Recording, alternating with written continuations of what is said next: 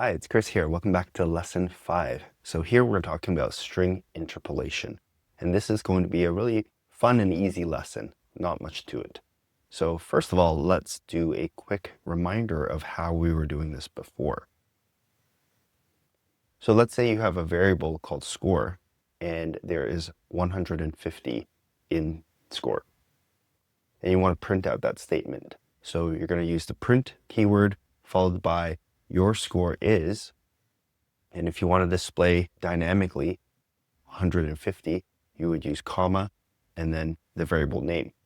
But there's actually a better way to do this. And instead of going comma, what you would do, let me just get rid of this. You would keep it as a string. Remember, a string is just the piece of text between the quotation marks. This is the text you want to display. You can insert the variable directly into your string using this special arrangement of characters. And Xcode autocomplete is showing it there. It is backslash followed by a pair of parentheses or rounded brackets. And in between those rounded brackets, you put your variable name. And so this is still a piece of text, except for this part, which is a substitution of the variable in there. Now you can see in the output down here, it says your score is 150. Now this is powerful because you can even evaluate expressions in here and any sort of data, whether it is text data or integers as you're seeing here, or is a double or even a Boolean, it will translate that to text or convert it to text, and output it. So here you can see your score is true. Let's take a look at some examples here. Here they show you can substitute as many as you want into your piece of text. So there's two variables here, player name and score. And here is an example of doing math inside the substitution. So let's take a look at this here. So the items is 3. So this is an integer, and price each is 4.99, which is a double. It's saying that you can't do math between two different data types. The easy fix here is just to change this to a double by adding a decimal there.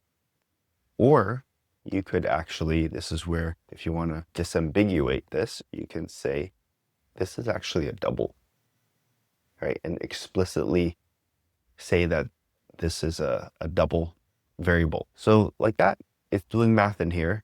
3 times 4.99, and you get the total. Here is substituting two different variables into the string. And this is converting the Boolean to a text and displaying that. So that's it. That's the whole lesson. It is backslash and parentheses. Just make sure that you don't accidentally do forward slash, because if you do forward slash, then it's going to just treat that as text. So if I did this, you can see it's still highlighted as red, and you're going to see it displayed like that. You'll know immediately, right? Okay. Here's the challenge. So let's create variables for the name, a user's name, current level, the level, experience level in a game perhaps, coin balance, and whether they have notifications enabled or not. Then use the string interpolation to print out a welcome message that incorporates all 4 values in natural sentences. So name, level, coins, and notifications. All right, so for the challenge, let's start by creating a couple of variables here. Var username and level, coins, and notifications turned on or off.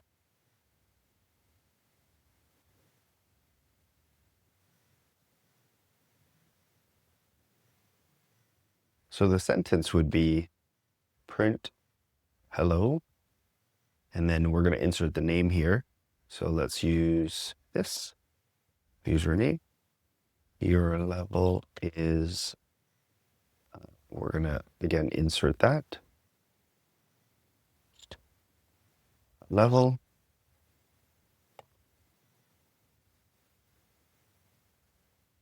and you have this number of coins.